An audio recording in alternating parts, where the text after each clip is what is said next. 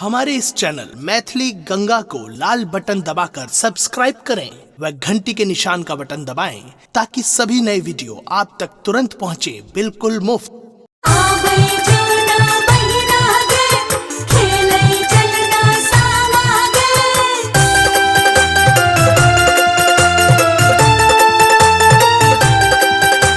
अपने सुन रही थी गंगा कैसे की प्रस्तुति।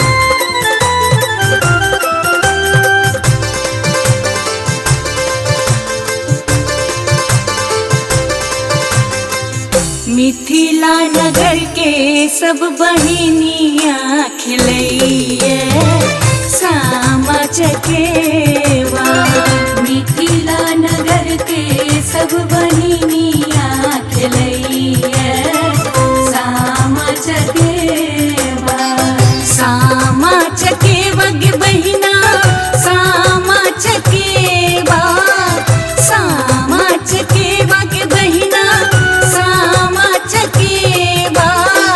मिथिला नगर के सब बहिनिया खिलैये सामा चकेवा। मिथिला नगर के सब बहिनिया खिलैये सामा चकेवा।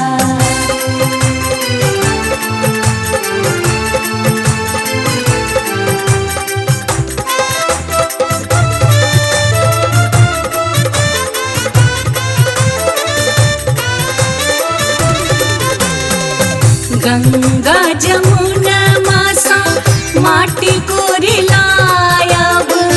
माटी कोरिलायब माटी कोरिलायब। अंगना में सब सखी सामा बनायब। सामा बनायब सामा बनायब। ढाका डाला में सजायब है सखिया सामा चकेवा।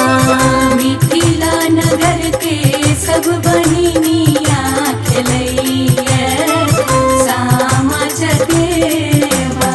आबै जौना बहिना गे खेलै चलना सामा गे।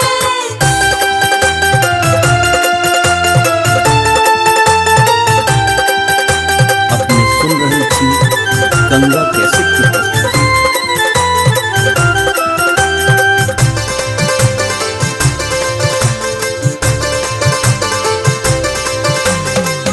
सब मिल वृंदावन सत भैया बनायब। वृंदावन बनायब सत भैया बनायब। चुगला के मुँह धाका खूब झरकायब। खूब झरकायब खूब झरकायब। चारी डाला सब मिल फेरायब है सखिया सामा चकेवा। मिथिला नगर के सब बहिनिया खिलैये सामा चकेवा।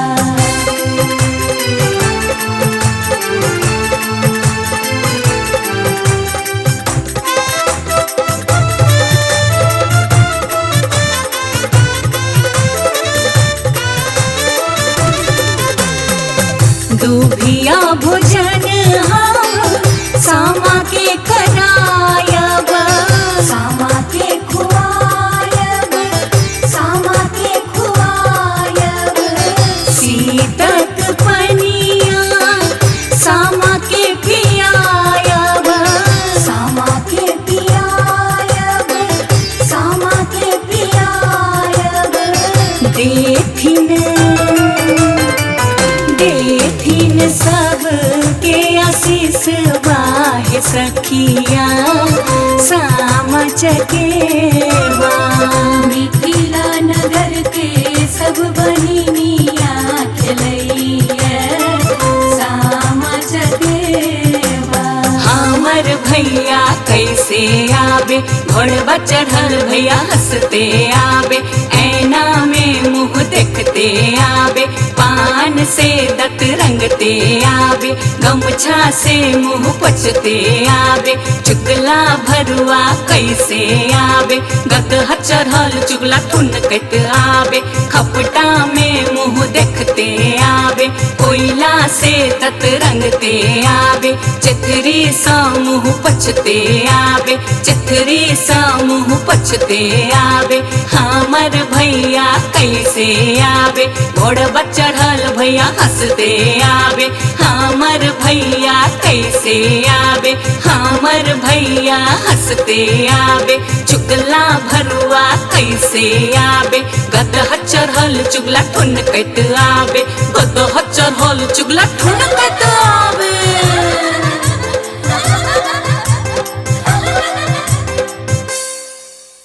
हमारे इस चैनल मैथिली गंगा को लाल बटन दबाकर सब्सक्राइब करें व घंटी के निशान का बटन दबाएं ताकि सभी नए वीडियो आप तक तुरंत पहुंचे बिल्कुल मुफ्त।